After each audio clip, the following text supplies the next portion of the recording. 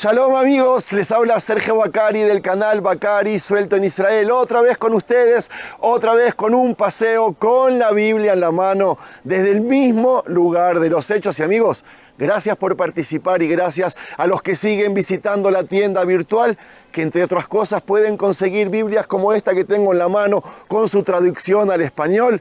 Visítenla. Amigos, cuando digo el lugar de los hechos, hoy más que nunca.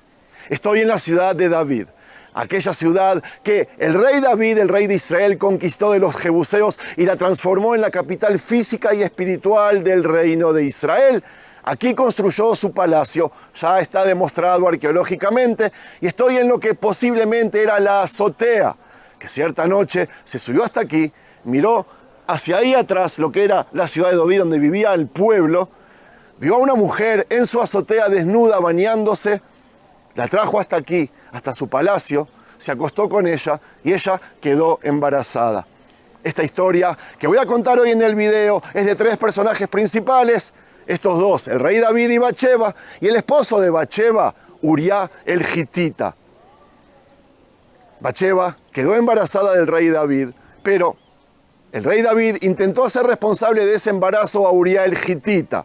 Amigos, eso en la Biblia se llama adulterio, pero yo en el video que voy a hacer hoy le voy a dar un enfoque diferente que les aseguro los va a sorprender. Vamos a hacer una vista de este lugar, les voy a explicar dónde estoy y después vamos a seguir el video que hoy no tiene ningún desperdicio. Amigos, el día que ocurrió esta historia, David subió hasta esta misma azotea para respirar aire fresco y vio ante sus ojos una mujer desnuda que conquistó su corazón. Luego, como les dije, el rey cometió adulterio.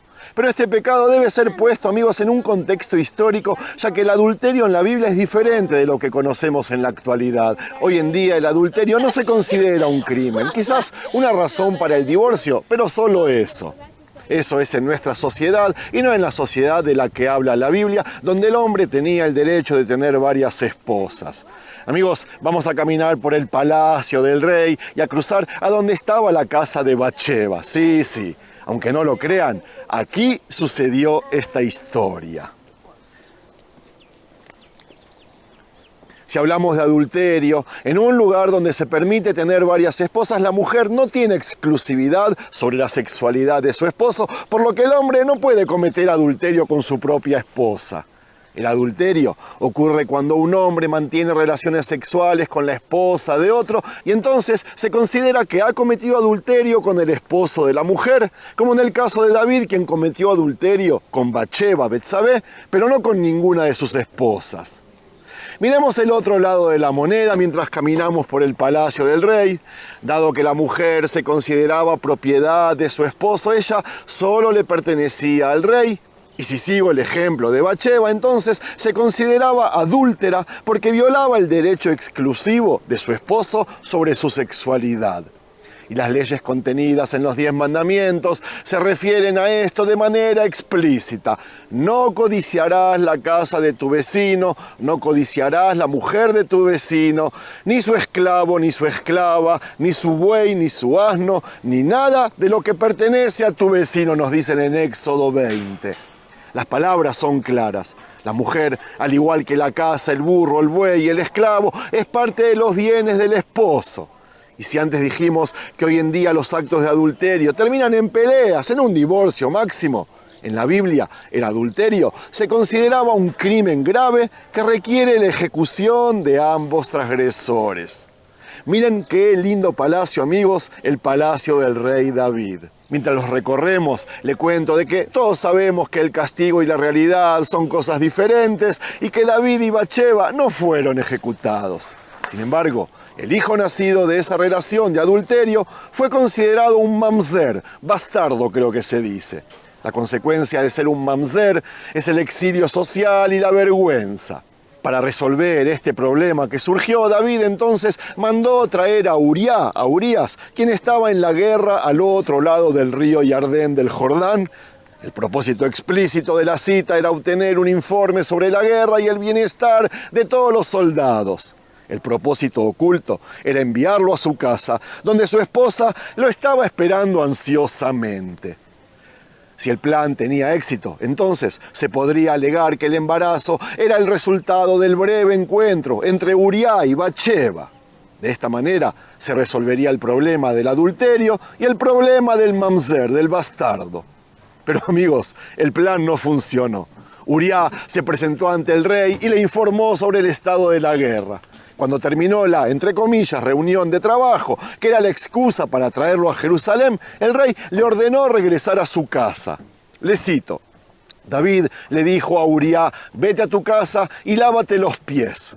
Lávate los pies, en el lenguaje bíblico, lavarse los pies es una expresión para mantener relaciones sexuales, no para bañarse. Aquí mismo debía venir Uriah, amigos, a la ciudad de David, lo que estamos viendo, excavaciones arqueológicas. Pero Uriah respondió a la generosa propuesta del rey con una cita que les voy a abreviar. Mi señor Joab y los sirvientes de mi señor están acampados en el campo y yo he de ir a mi casa a comer y beber y acostarme con mi mujer.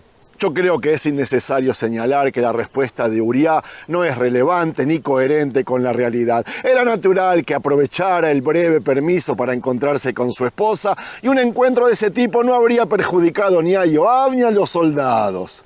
Por lo tanto, el rotundo rechazo de Uriah a encontrarse con su esposa no tenía que ver con el estado de la guerra, pero apoyaba la suposición de que él, Uriah, sabía del adulterio y del embarazo y que entendió muy bien por qué lo habían convocado a Jerusalén.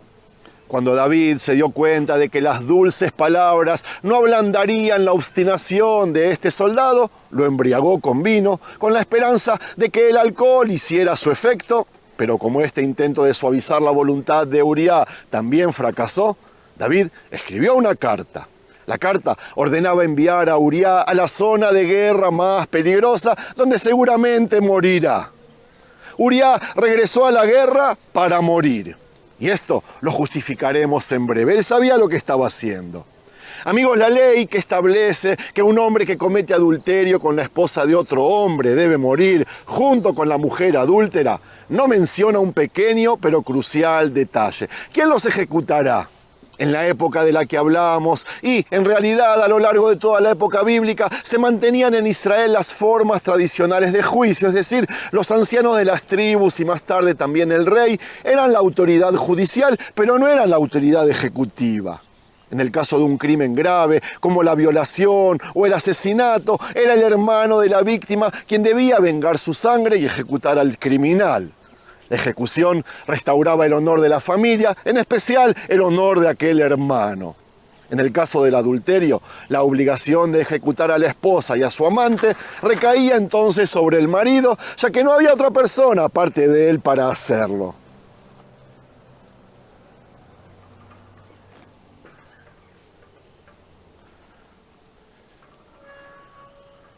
Amigos, no me van a creer, pero tengo una oportunidad única de meterme dentro de las excavaciones.